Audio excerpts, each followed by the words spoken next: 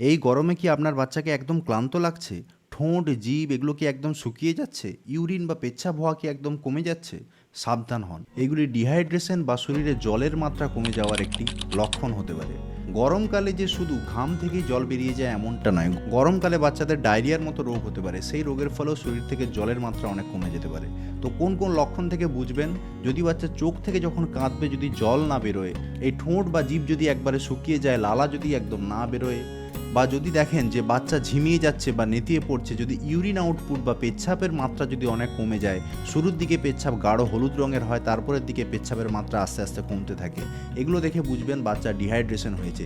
এছাড়াও আর কি থেকে বুঝবেন? এই পেটের এখানে যেখানে পাঁজর শেষ হচ্ছে ঠিক এরকম জায়গাটাতে চিমটি কাটতে হবে। এরকমভাবে চিমটি কাটবেন।